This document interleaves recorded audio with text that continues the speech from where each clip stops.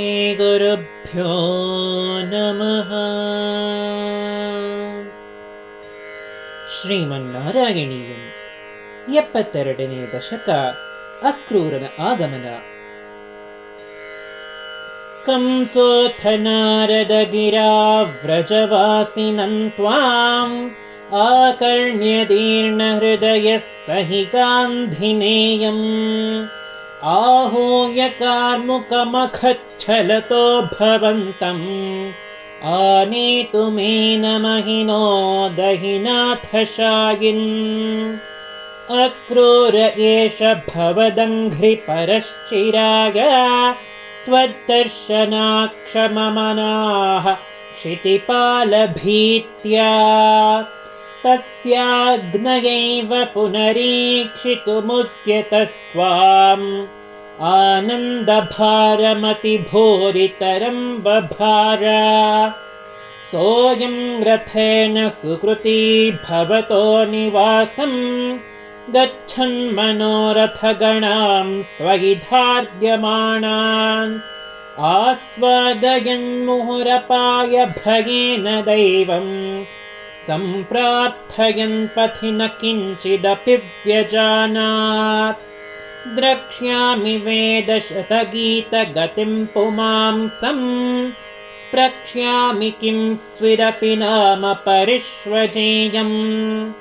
ಕಿಂ ವಕ್ಷ್ಯತೆ ಸ ಖಲು ಮಾಂ ಕ್ವನು ವೀಕ್ಷಿತಃ ಸ್ಯಾತ್ ಇತ್ತನ್ನಿನಾಯ ಸ ಭವನ್ಮಯಮೇವ ಮಾರ್ಗಂ ಭೂಯಃ ಕ್ರಮಾದಭಿವಿಶನ್ ಭವದಂಘ್ರಿಪೂತಂ ವೃಂದಾವನಂ ಹರವಿರಿಂಚ ಸುರಾಭಿವಂದ್ಯಂ ಆನಂದಮಗ್ನ ಇವ ಲಗ್ನ ಇವ ಪ್ರಮೋಹೇ ಕಿಂಕಿಂದಶಾಂತರಮವಾಪನ ಪಂಕಜಾಕ್ಷ ಪಶ್ಯನ್ನ ವಂದತ ಭವದ್ವಿಹೃತಿಸ್ಥಲಾನಿ ತಾಂ ಸುಷ್ವೇಷ್ಟತ ಭವಚ್ಚರಣಾಂಕಿತೇಷು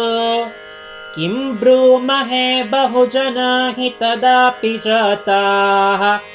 ಏವಂತು ಭಕ್ತಿತರಲಾ ವಿರಲಾಃ ಪರಾತ್ಮನ್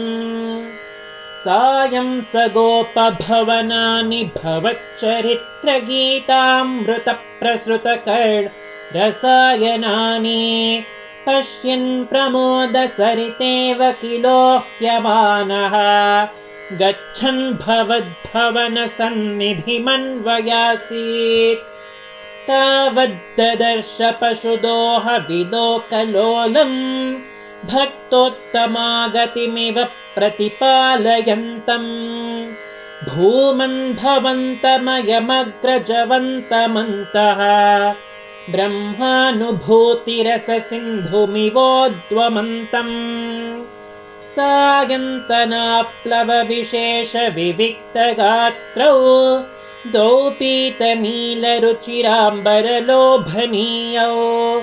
ನಾತಿಪ್ರಪಂಚಧೃತಭೂಷಣಚಾರುವೇಷೌ ಮಂದಸ್ಮಿತಾರ್ದ್ರವದನೌ ಸಯುವಾಂದದರ್ಶ ದೂರಾದ್ರಥಾತ್ ಸಮವರುಹ್ಯ ನಮಂತಮೇನಂ ಉತ್ತಾಪ್ಯ ಭಕ್ತಕುಲಮೌಲಿಮಥೋಪಗೂಹನ್ ಹರ್ಷಾನ್ವಿತಾಕ್ಷರಗಿರಾ ಕುಶಲಾನುಯೋಗಿ ಪ್ರಾಣಿಂ ಪ್ರಗೃಹ್ಯ ಸಬಲೋಥ ಗೃಹನ್ನಿನೇಥಾ ನಂದೇನ ಸಾಕಮಮಿತಾದರಮರ್ಚಯಿತ್ವಾ ತಯ್ಯಾದವಂತದುದಿತಾನ್ನಿಶಮಯ್ಯವಾರ್ತಾಂ ಗೋಪೇಷು ಭೂಪತಿನಿದೇಶಕಥಾನ್ನಿವೇದ್ಯ ನಾನಾಕಥಾಭಿರಿಹತೇನ ನಿಶಾಮನೈಷೀಃ ಚಂದ್ರಾಗೃಹೇ ಕಿಮುತ ಚಂದ್ರಭಗಾಗೃಹೇನು ರಾಧಾಗೃಹೇನು ಭವನೆ ಕಿಮು ಮೈತ್ರವಿಂದೇ ಧೂರ್ತೋ ವಿಲಂಬತ ಇತಿ ಪ್ರಮದಾಭಿರುಚ್ಚೈಃ ಆಶಂಕಿತೋ ನಿಶಿಮರುತ್ಪುರನಾಥಪಾಯಾಃ गोपिका जीवनस्मरणं गोविन्द गोविन्द नारायण अखिलगुरो भगवन्नमस्ते श्रीकृष्णार्पणमस्तु।